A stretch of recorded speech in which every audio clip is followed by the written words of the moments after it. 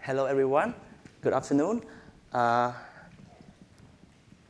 today, my name is Sovichet Tep, so I'm from Cambodia. Actually, I was a programmer a few years ago, and I've been teaching myself type design for years, and I mostly do the Khmer type design. And I travel, teach, and talk about Khmer type. First of all, I would like to say thanks to ATypI, Morisawa, and everyone in the association for their initiative to support a community like Khmer community. They are underrepresented at the association as well as on the international stage. And thank you, Professor Jerry, for introducing me to this program. I could not make it today without all this support. So before getting into the topic of the 45 Days of Khmer Types, I would like to talk briefly about Khmer script. So basically, Khmer script derived from Palawat script, which is one of the primary script. Historically, it was called Cambodia Saw, or the letter of Cambodia, on inscription dated in 9th century, but the script was already there since before that. Cambodia was introduced to, Cambodia was introduced to printing during the French colonial period, and the first printing type was in 1877, claimed by many sources. You might want to read a dissertation on Khmer types by Zachary. His dissertation inspired me to work more on Khmer type, and that's really cool.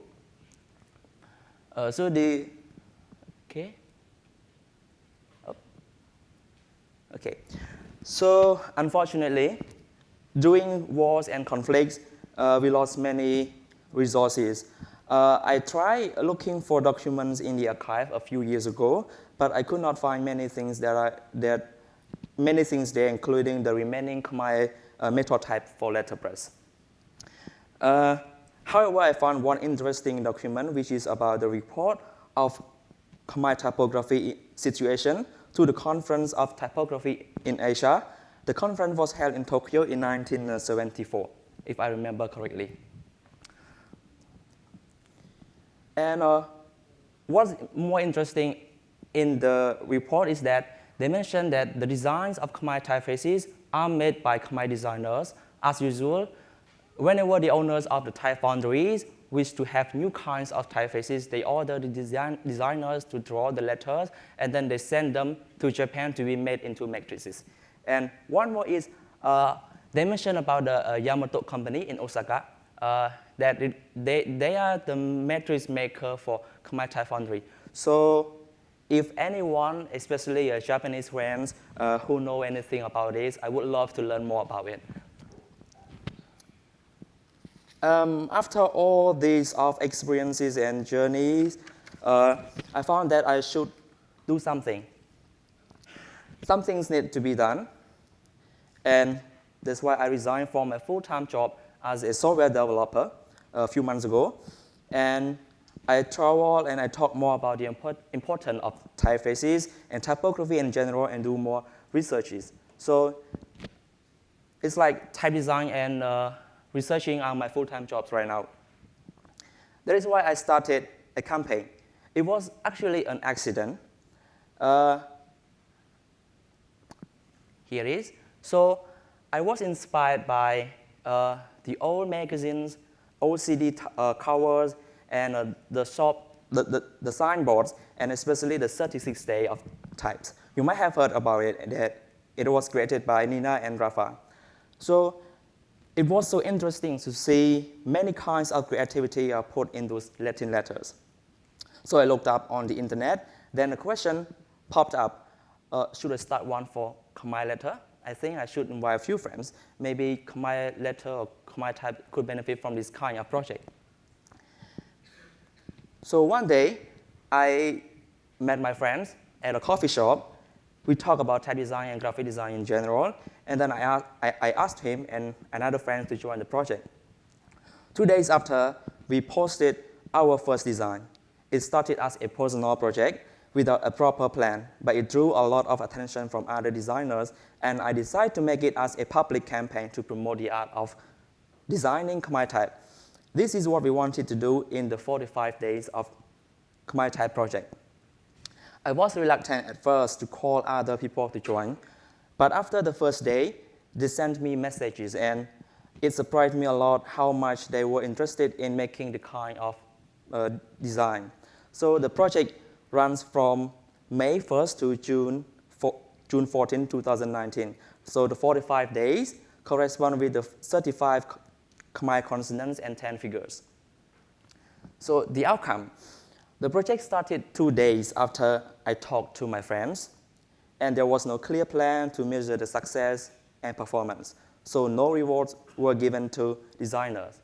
Surprisingly, we received a big amount of submissions, public attention, and got featured on several local presses, including newspapers and TV. We had more than 680 submissions from more than 25 designers participated in the project.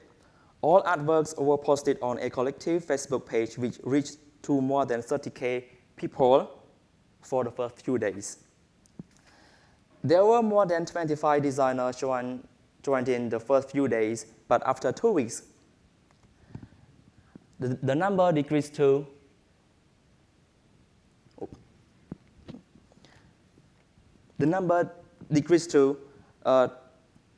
12, and the most obvious reason is that there was a long public holiday during May, like 7 to 10 days, and it was the time people went to their hometown and somewhere else. They did not catch up with the project as they were traveling. No pressure. We started it without a plan, and we just wanted to do it for fun. We came back with around 16 designers after the holiday.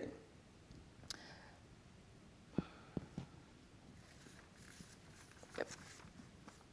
So we also received some. I think there is something.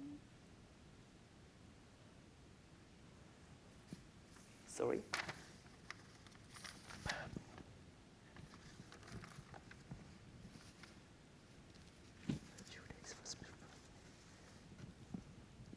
Okay, so let me get back a little bit to slide.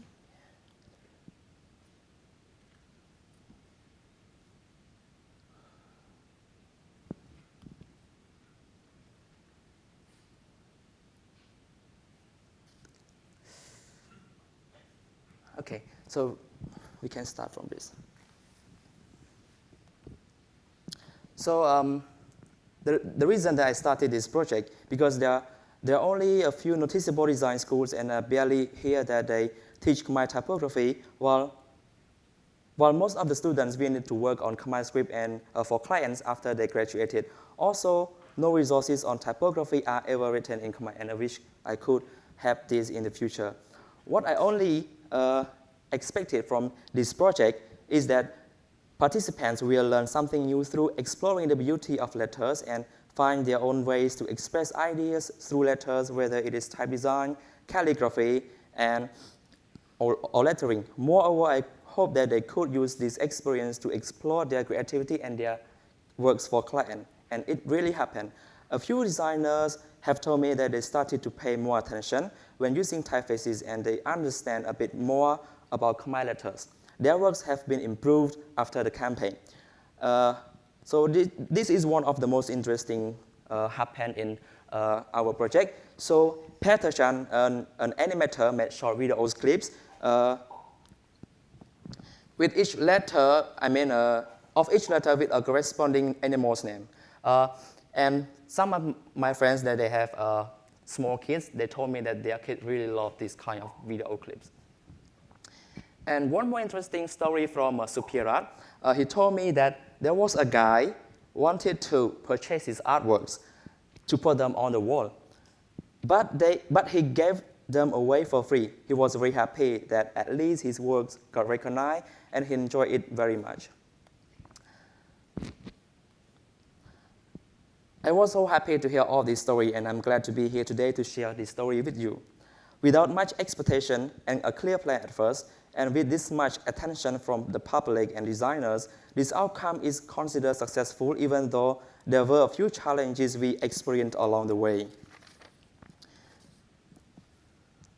So, like I mentioned before, there were like more than 25 designers joined our project, but then it decreased the number because due to the public holiday. And one more thing,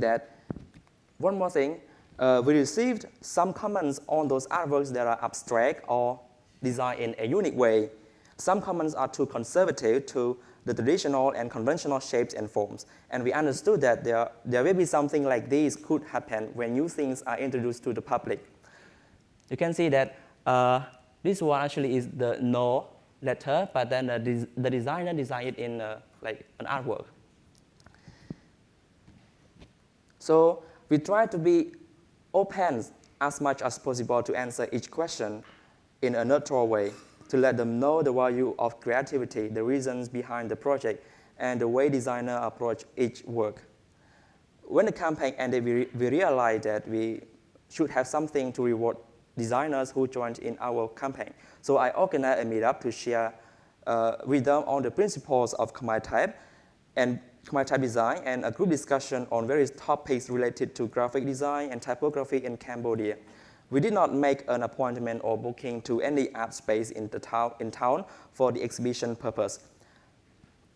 We learned a lot from this kind of project, and we want to improve it more for next year. So where are we now, the Khmer Type design community? This is just a starting point to building an active type design community and typography resources for Cambodians and foreigners and foreign designers who want to learn more about Khmer Type. There are so many things needed to be done, such as making Khmer typography resources, creating a proper typography curriculum at schools, talks, and more workshops. I have been traveling to talk and teach about Khmer Type design for 3 years, and this year is the most exciting one. I'm so grateful for all the support from everyone, and these opportunities will surely help me build a good path to creating more resources for Khmer Type.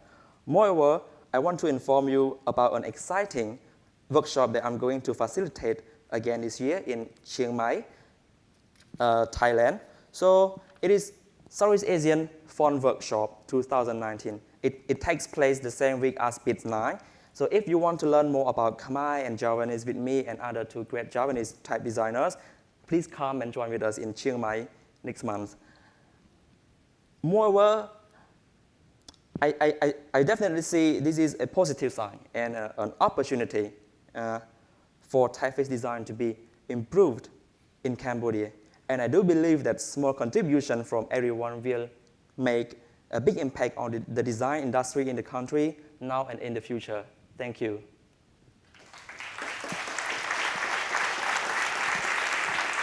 Thank you, Sovichet. That was